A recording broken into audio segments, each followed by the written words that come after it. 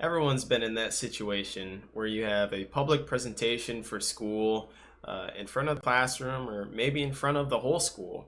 And it's about a topic that you've only been researching for 2 weeks. You have this very minimalistic data set or analytics that you got online and you threw together for a presentation. And it's this fear of basically fucking up, of maybe that your best is just not enough, that you go up there, you did prep a lot for this presentation, and then the reactions from it are just like, what the fuck, this guy doesn't know what he's talking about. This guy's creating a YouTube video about high pressure, he has no clue what he's talking about. Inception. But it's just like that for the challenger scene, and that there's a difference between LAN play and online play, and a difference of play style and how a person is prepared for that. And everyone's gonna first point to ping, right? And that it's different in a online setting versus a LAN setting. And yeah, that's very true in that maybe your QSS reaction is different. Captain Jack, he was known for doing these crazy QSS reactions almost instantaneously once he got CC'd. And he had to shift that from his online play over into LAN. And I think that's probably the most impressive thing about a Captain Jack QSS, to me at least. Or the combo for Rise, and how Riot had to change that because of the difference between LAN and online play, and you couldn't do certain things if you had higher ping. Or more famously, Cassiopeia and Faker's Cassiopeia, and how he basically stutter steps and turns his face in order to fake out before going back and doing the ult. It's brilliant things like that show the difference between how someone can change their play style from online play versus LAN play, and how they realize that they can do certain things on LAN play rather than online. Counter-Strike, for instance, too, is another very interesting one with the AWP, and how maybe 60 ping you're able to land those shots because of the character models and the bullet travel time.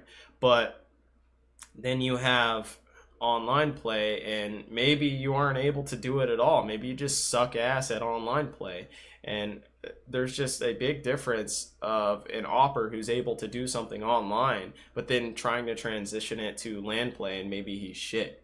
And we've seen that multiple times before in Counter-Strike history. And speaking of Counter-Strike, cracking under pressure is a big thing too.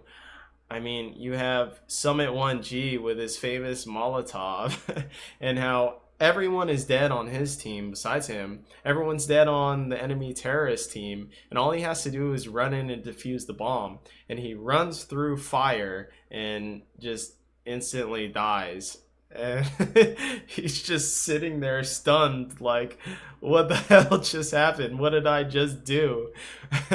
And it's like noob moments like that to where you look at it and you go, oh, I could have done way better than that. He has no clue what the hell he's doing. Like, that was so noob.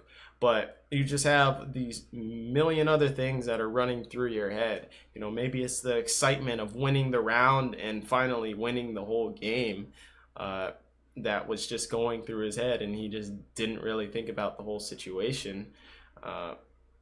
And it's the difference of online and LAN is that you have this crowd pressure as well, and how everyone in the League of Legends scene is voting for sound booths, right?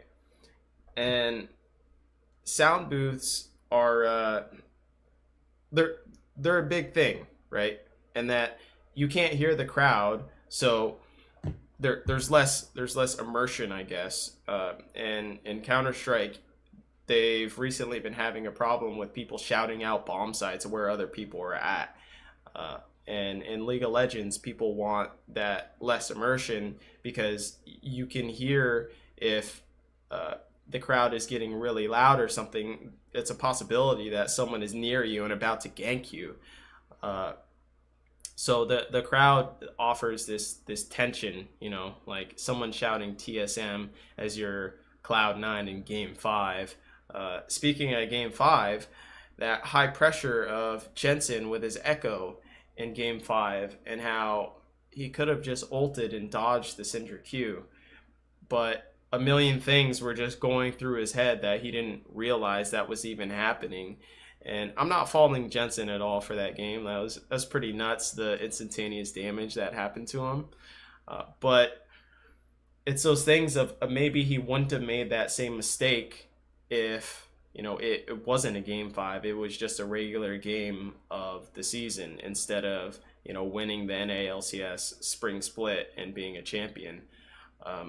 Or another situation is like Xpeke with like his balls of steel doing a backdoor, rift walking around the Nexus as Cyanide is like fighting off in the jungle or something, and dodging the Olaf axes, and knowing that the enemy team is about to respawn, so he has to kill this Nexus or else they're all just going to lose the game. And it's things like that to where people have these different thresholds, right? Maybe you don't have a high threshold in terms of high Cloud9 to where he does a gauntlet run and he goes to so many Game 5s over and over again, and he's able to call these super ballsy plays that normal people wouldn't, because it's a Game 5 and because everything is on the line. Maybe someone doesn't have a threshold like that. Maybe it's a lower threshold, like Golden Glue, for instance. Maybe he's lost 2 games and then the third game is like just gonna break him super mentally. And speaking of Golden Glue, I mean, he's been from Challenger to LCS multiple times, so he has this more pressure because he knows the more chances that he gets with these pro teams and the more that he fails, the less likely it is that he's going to have another chance to get onto another pro team. So he has that burden on his back. And then he has subs breathing down his back, with Midlet before in the spring split, and how he was just going to get replaced by that, or Link breathing down his back, Arc second. And it's similar to like if you were to work at McDonald's or something, and you're working and your manager and this other guy are sitting behind you watching you work, and they're just waiting for you to fuck up so that they could fire you and put in this new guy to take your spot. I mean, it's very, very high pressure. Or Keith McBrief, who was playing worse and worse and worse as the community kept criticizing him over and over again in all these post-game threads on Reddit. And the pressure just keeps getting higher and higher and piling on top of itself. And these pro players, they have a lot to deal with. And you don't know if a rookie is able to deal with this because they've never been in a LAN setting or in front of the LCS stage. And if you're a recruiter, you can never know this. You can never know if someone is going to crack under that.